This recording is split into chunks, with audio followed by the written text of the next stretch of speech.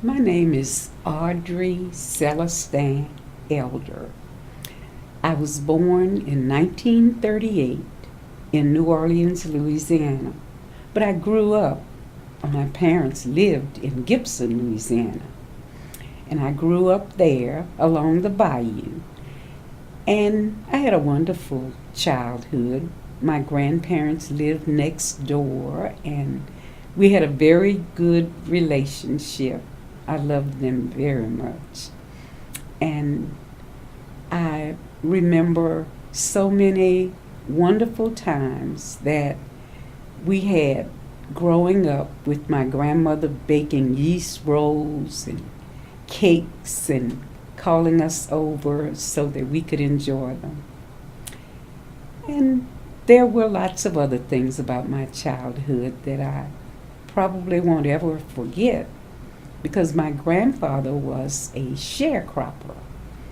And I remember helping to gather the crop in and doing, uh, opening beans and getting things ready for him to sell to the grocery store. And that was a very fun time of life. And helping my grandmother make preserves. We had all kinds of fruit trees in the yard. And she would make pear preserves and make wine with the core of the pears. And she would let us help her. So I really enjoyed that.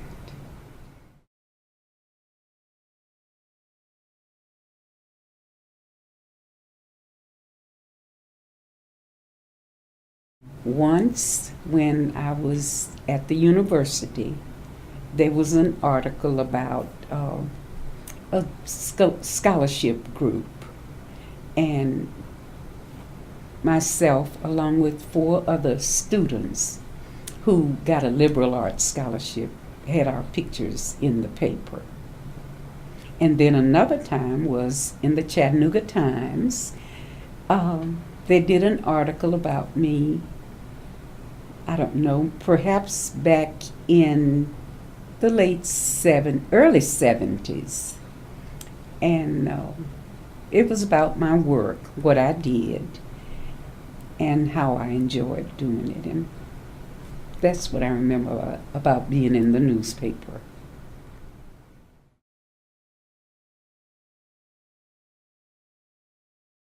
I think the key to a successful marriage is unselfishness, being more concerned about the other person than about myself.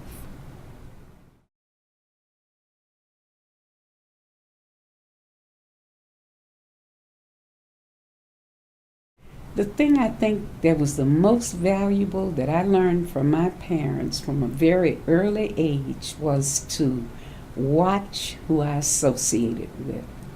They were very particular that we didn't associate with people who didn't live up to the standard of life that they envisioned for us. So we had to be selective when it came to friends.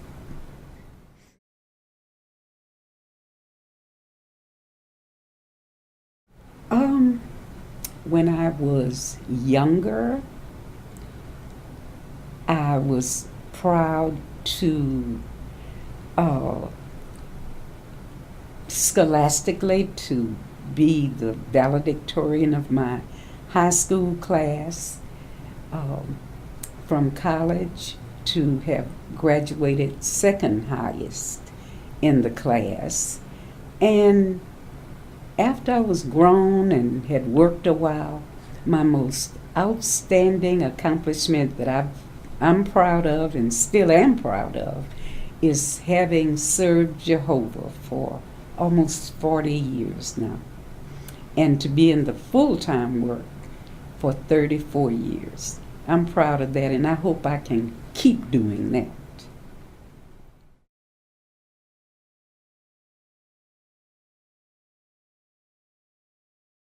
I want people to remember me as a loving and caring person.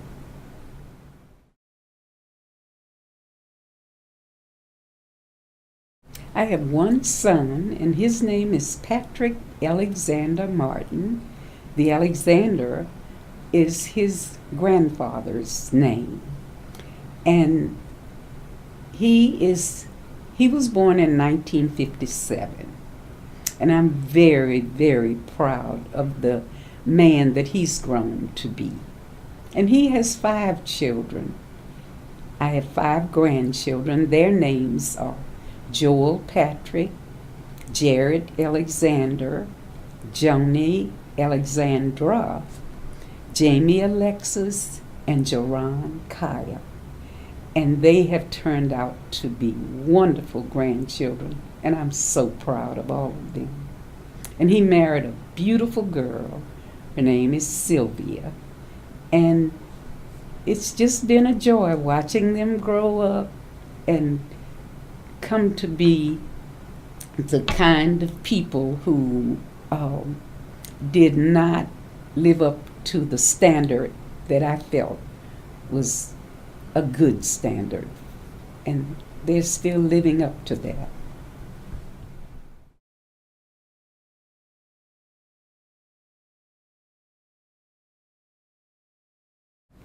I have one great-granddaughter. She's 8 years old. She lives in Atlanta with her family, and we have a wonderful relationship. I never thought that I could have such a close relationship with a great-granddaughter. But she has spent time with me. We've done things together, and we just love each other.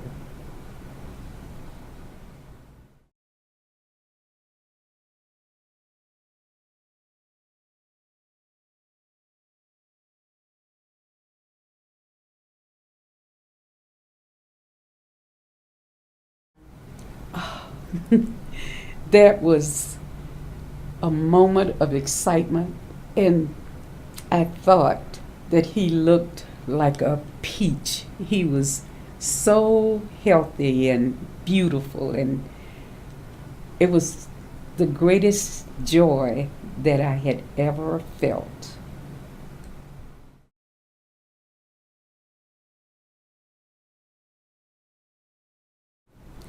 Being a parent changed me because it took my focus in life off of me and on nurturing someone that I wanted to be like me. So it really changed my focus.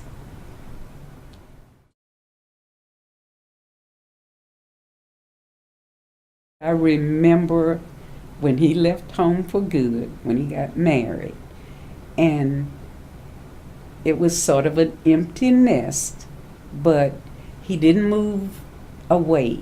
He wasn't far away, and I've always appreciated that I've had access to my child and his children.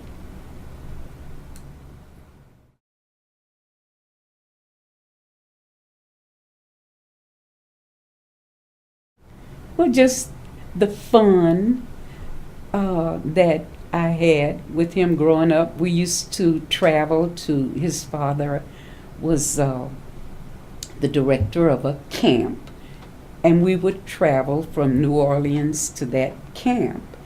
And we would sing songs together when we traveled and just had a fun time together. Then when we went on vacation trips, like going out to California and riding the train, and he would remind me of the experiences that his dad wanted me to give him. And we had a lot of fun times. He went to Disneyland out in California and SeaWorld, and we had a lot of wonderful memories all during his growing up time.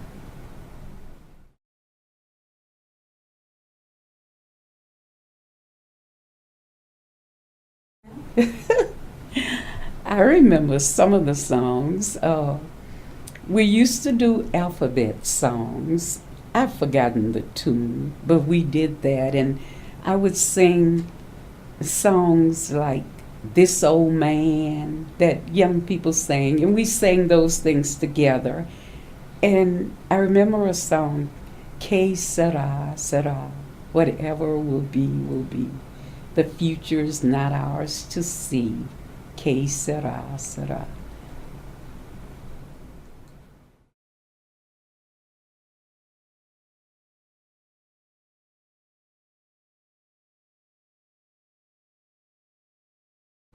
No, I think that I would raise him the way I'm proud of how it turned out.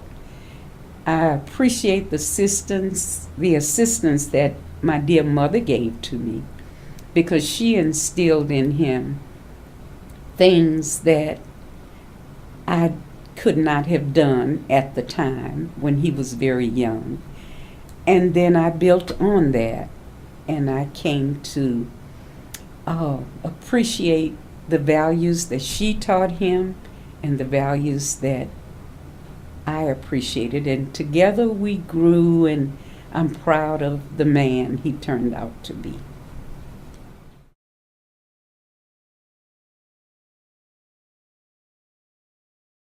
That they would be happy, that they'll continue to serve Jehovah, and that we can live forever in paradise.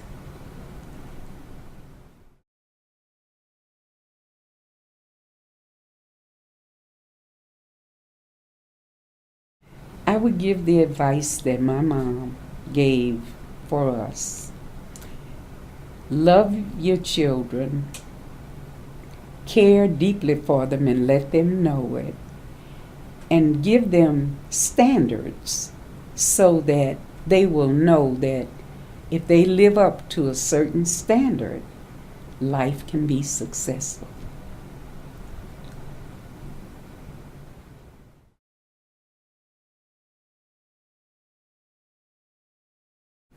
Well, I think that being educated is very important, but it's not the most important thing in life.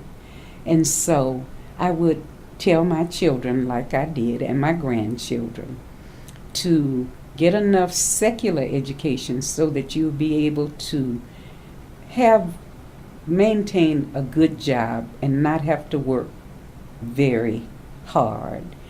But remember that the most important education is an education for life, and that's the education provided by God from His Word, the Bible.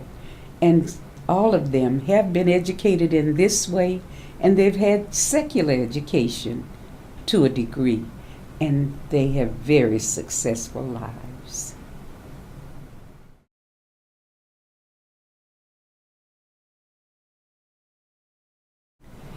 I would tell them to follow the Bible's counsel on dating.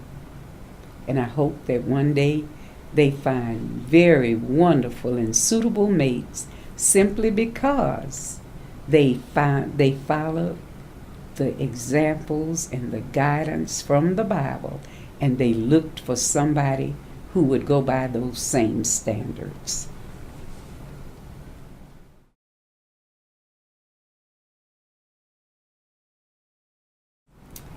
Just that I've enjoyed this interview very, very much, and I hope that my granddaughter who's doing it will be so successful, because she's a beautiful girl, and I love her and the rest of them so very much.